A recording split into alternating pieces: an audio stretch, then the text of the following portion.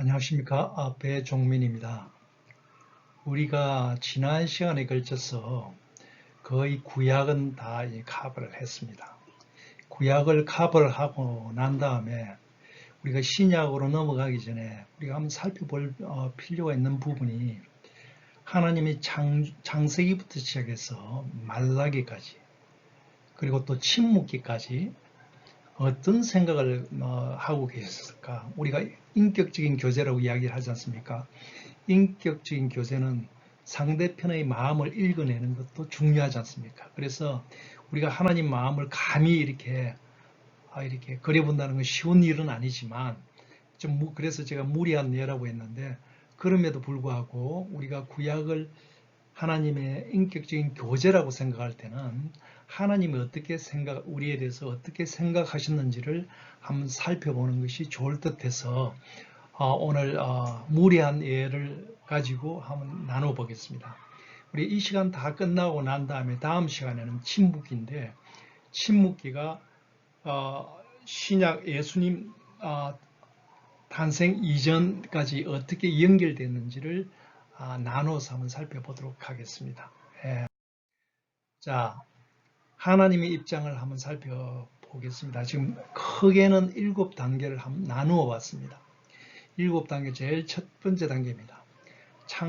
창세기 보시면 하나님이 아담을 창조하시고 또 아담이 죄를 짓고 그 이후에 점점 악이 더해져서 나중에 네피림이라고 천사가 와서 자튼 하나님이 창조 질서를 어지럽힌 그런 경우가 있죠. 6장에 나오지 않습니까? 그래서 하나님이 창조한 것을 후회할 정도로 굉장히 힘들어 하셨어요. 그리고 나서 그 뒤로부터 쭉 노아 지나서 바벨탑 사건까지, 창세기 11장까지죠. 그때까지를 한번 살펴보면 하나님이 처음에 6장에서 뭐라고 말씀하셨냐면은 지면에서 썰어버리겠다. 그런데 또 거기 예가 되는 사람이 하나 있었습니다. 누가 있었습니까? 네, 노아가 있었습니다. 그래서 노아 가족들 빼놓고 홍수로 심판을 하지 않습니까? 홍수 심판하고 나서 나중에 무지개의 언약을 합니다. 더 이상 물로 심판하지 않겠다는 강한 약속을 하셨습니다. 그리고 나서 기다렸는데 바벨탑 점점 더 악화되는 상황이 옵니다. 그래서 하나님이 창세기 12장에 가면 아브라함을 선택하고 아브라함이 하나님의 부르심에 응답하는 이야기가 창세기 12장에 나오죠. 그래서 하나님이 아브라함과 일방적으로 언약을 합니다. 그 언약이 계속되는 거죠. 굉장히 중요한 언약이죠. 언약은 뭐라고 얘기합니까? 아브라함 자신도 축복의 근원이 되지만 아브라함을 통해서 모든 민족, 바벨탑으로 흩어진 많은 민족들을 아브라함을 통해서 복을 받게끔 아브라함을 통로로 사용하겠다고 이야기를 하죠. 자, 그리고 나서 아브라함한테 이제 아브라함을 통해서 자식하고 땅 이제 축복을 주셨습니다. 그래 실제적으로 이제 백성을 만들고 난 다음에 탈출을 하지 않습니까? 출애굽을 합니다. 출애굽을 해서 엄청난 기적으로 그들을 인도를 했는데도 불구하고 그들이 금송아지를 만들어서 하나님을 마음을 굉장히 힘들게 합니다. 썰어버리겠다. 이 백성들 나는 안 하겠다. 근데 모세는 어떻게 합니까? 중보기도를 통해서 이 백성을 살려달라고 이야기를 합니다. 하나님이 엄청나게 화가 나셨지만 아브라함의 언약을 생각해서 이 백성들을 다 죽이지는 않습니다. 그래서 이 백성들을 약속의 땅으로 인도를 합니다만 1세대가 가는 것이 아니라 2세대가 가죠. 자, 2세대 약속의 땅에 들어갑니다. 사사를 세웁니다. 하나님의 신정정치가 드디어 시작이 됩니다. 그런데 어떻습니까? 백성들은 반복적으로 그 하나님을 거부하고 죄를 짓습니다. 심지어는 사사들 판관들 끝나고 난 다음에 그들이 뭐라고 하냐면은 다른 나라처럼 왕을 세워달라고 합니다. 그래서 하나님이 할 수 없이 다른 나라처럼 왕을 세웁니다. 그게 누굽니까? 사울 왕입니다.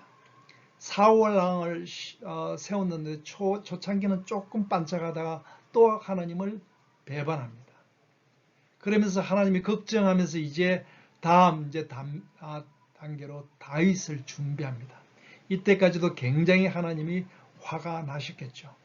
그렇지만 하나님이 언약하신 아브라함과의 언약을 잊지 않으십니다. 자, 드디어 다윗 왕이 올랐습니다. 다윗 왕이 어떨까 굉장히 하나님이 좀 궁금해했을 것 같은 생각이 듭니다. 그런데 사울 때문에 굉장히 고통을 받지만 그 고통 가운데도 하나님을 찾고 힘들 때는 힘들다고 이야기하면서 하나님과 인격적인 교제를 깊이 만들어갑니다. 심지어는 자기가 죄중에 있을 때 자기가 잘못한 것 중에 자기 죄 때문에 성령이 떠날까 봐 성령이 떠나지 말도록 그렇게 간구하는 내용이 시편 51편에 나오지 않습니까? 그래서 이 정말 발부둥치는 이 다윗이 너무 이뻐서 내 마음에 똑같은 내 마음과 합한 자라고 이야기를 하죠.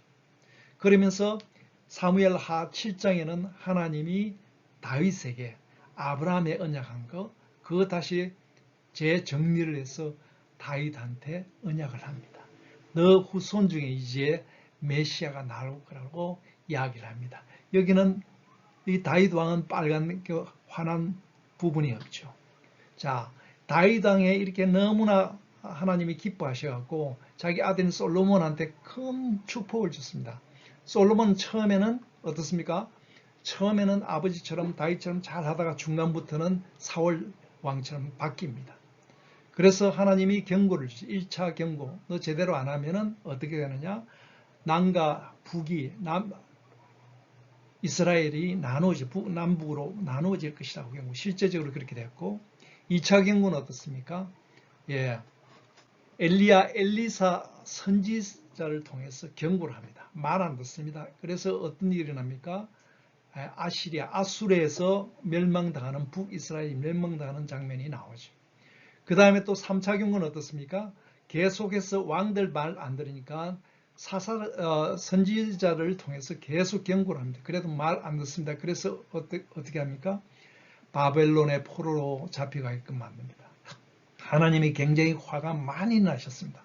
그럼에도 아브라함의 언약, 다윗의 언약을 잊지 않으시고 여기서 포로로 잡혀가지만 기한을 약속을 합니다. 자, 포로 기한 후에 이 기한 후에 정말 몇몇 다 들어오지 않고 몇몇 영적으로 굉장히 갈급한 사람이 들어왔지만 성전도 재건하고 학계 스가랴를 통해서 성전도 재건하고 성벽 느헤미야를 통해서 성벽을 재건하고 그 다음에 에스라를 통해서 말씀해라고 우리가 개혁하자고 이야기를 했지만 그게 온전하게 잘 되지 않습니다. 하나님은 그래도 언약을 생각하십니다. 그리고 나서 하나님이 침묵하십니다. 침묵하는 이 400년 동안에 하스몬 왕조가 나오죠. 하스몬 왕조는 다윗 왕조가 아니고 레위 왕조죠. 그런데 하나님이 기뻐하시는 그런 역할들을 제대로 못했습니다. 하나님은 계속 침묵을 하십니다. 그러면서 쉬운 방법, 정말 백성들을 하나님 백성으로 만들 쉬운 방법이 없을까? 그래서 생각하신 게 뭐냐면 바로 요한복음 3장에 나오는 것처럼 노뱀, 이게 모세가 광야에서 한 이야기죠. 노뱀을 보기만 하라. 그러면은 치유를 받을 것이다. 노뱀이 뭐죠? 예수님이 십자가를 세워서 이 수많은 사람들을 이스라엘 사람뿐만 아니라 수많은 사람들을 구원을 하려는 계획을 이제 점점 만들어 가시는 장면이 구약 전체의 하나님의 입장 아닌가 이렇게 생각이 됩니다. 그래서 이 내용들을 조금 다음 페이지에 이렇게 정리를 해봤습니다. 이 1번부터 7번까지 정리를 했는데 나중에 참고로 한번 하시고요. 결국 이 이야기는 뭐냐면은 하나님이 선택한 집중한 대상은 뭐냐면은 다는 아니지만 남은 자하고 인내하는 사람, 소망을 가지고 살아있는 하나님과 인격적인 교제를 하고 그 교제하고자 하는 그런 노력을 하는 사람은 하나님은 절대 잃어버리지 않는다는 것을 이야기하는 게 아닌가 이렇게 생각합니다. 감사합니다. 다음 시간에는 신묻기 1편의 전반부를 우리가 살펴보도록 하겠습니다. 감사합니다.